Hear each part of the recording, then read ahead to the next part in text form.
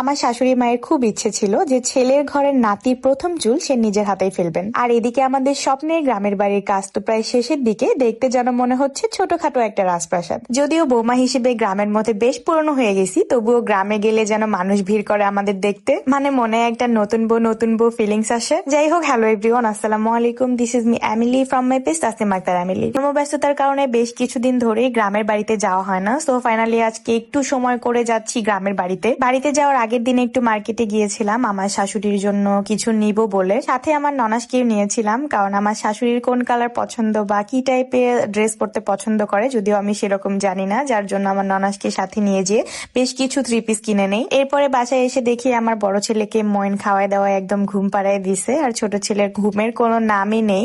হাতে ওরে নিয়ে একটু দুষ্টামি করতেছিলাম ক্যামেরাটা অন করে। ছেলে আমার আজকে লাল টুকটুকে একটা চশমা পরেছে, তাই তো ছবি তুলছিলাম ছেলের সাথে। এর পরের দিনই একটু সকাল সকাল ঘুম থেকে উঠে মইনকে সাথে নিয়ে গরুর মাংস, তারপর হচ্ছে মুরগির মাংস রান্না করে রওনা হয়ে যাই গ্রামের বাড়ি যাওয়ার উদ্দেশ্যে। যেহেতু আমার ননাসের ছোট ছেলে হওয়ার পরে আমাদের বাসায় নিয়ে আসছিলাম, সো প্রথমবারের মতো আমার ননাসের ছেলেও যাচ্ছে নানির বাড়ি, আর আমার ছেলেরা যাচ্ছে দাদির বাড়ি। প্রায় 2 থেকে আড়াই মাস পর যেহেতু গ্রামের বাড়িতে যাওয়া মানে শ্বশুর বাড়িতে যাওয়া, সেহেতু বেশ ভালো লাগে কাজ করতেছিল। গ্রামের একটা স্মেলই আছে অন্যরকম। এদিকে পুরো ভিডিওটাই হয়তো বা এই যে বাড়িতে ঢুকতেছি এই মুহূর্তেই আমার বড় ছেলে আজানকে দেখতে পাবেন। নেক্সট টাইম থেকে আর দেখতে পাবেন না, কারণ সে দাদির বাড়ি আসলে জামা কাপড় খুলে জুতা টুতা খুলে একটা দৌড় দেয়। আর এদিকে আমার ছোট ছেলেকে পেয়ে তো আমার শ্বশুর শাশুড়ি মহা খুশি। এই যে তিনি সাহেব খেলনাপাতি নিয়ে তো সেই খেলা শুরু করছে, একটু পরে জামা কাপড় খুলে জুতা টুতা খুলেই দিবে একটা দৌড়।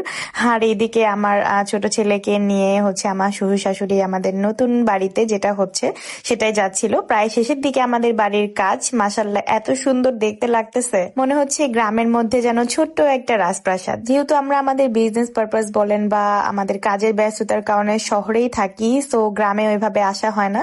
এন্ড গ্রামের বাড়ির এই পুরো কাজটাই দেখাশোনা আমার শ্বশুর শাশুড়িরাই করে, সো ওনারা পছন্দ করে টাইলস বলেন বা সবকিছু বলেন এত সুন্দর সুন্দর জিনিস চুজ করে বাসার কাজগুলা প্রায় কমপ্লিট করতেছে। আরো কিছু কাজ যদিও বাকি আছে। গ্রামের বাড়ি তো গ্রামের বাড়ির মতোই হওয়া উচিত, তাই না? গ্রাম গ্রাম যেন একটা ভাইবস থাকে, সেই রকমই হয়েছে ঠিক, যেন শহর থেকে কিছু মাস বলেন বা কিছু বছর পরে গ্রামে এসে যেন এক টুকরো শান্তি পাওয়া যায়। বাড়িটা ফুল কমপ্লিট হওয়ার পরে তো আপনাদেরকে দেখাবোই, মানে আপনাদের সাথে তো শেয়ার করবোই। এদিকে আপনাদের এমিলি আপুর তো মনে হচ্ছিল যে নতুন নতুন বউ একটা ফিলিংস মানে লাগতেছিল, কারণ বাসায় যাওয়ার পরে এত পরিমাণ মানুষজন আত্মীয় স্বজনরা আসে আমাকে দেখতে। যাই হোক, নতুন বউ ফিলিংস নেওয়ার পরে বাড়ির ভেতরটা একটু আপনাদেরকে ঘুরে দেখাই।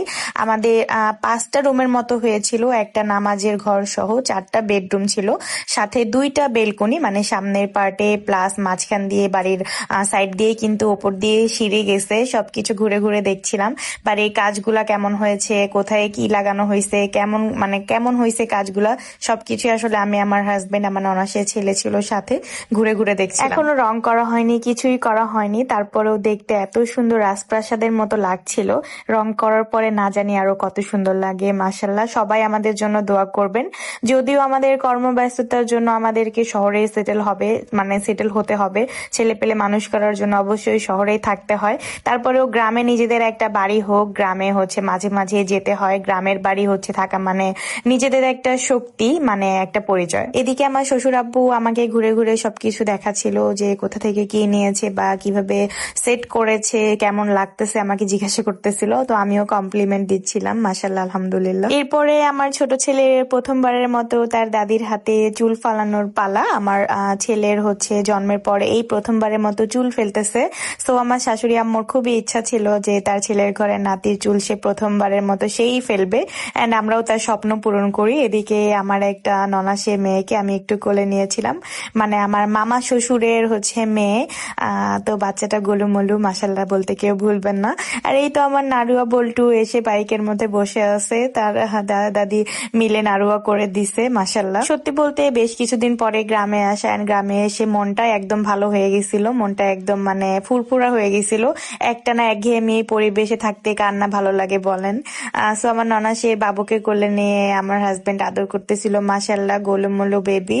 এন্ড এইদিকে এই যে আজান বাবুর অবস্থা দেখেন, শুধুমাত্র ড্রাইপার পরে আছে, প্যান্ট কিছুই নাই। তো এই হলো অবস্থা। ঘোরাফেরা শেষ করে যেহেতু বাচ্চাদের নিয়ে গেছিলাম, সন্ধ্যার আগে আমরা বাসায় ব্যাক করি। আজকের ভিডিও এই পর্যন্ত শেষ করছি, দেখা হয়ে যাবে অন্য কোনো ভিডিওতে। আল্লাহ হাফেজ, and thank you so much for watching.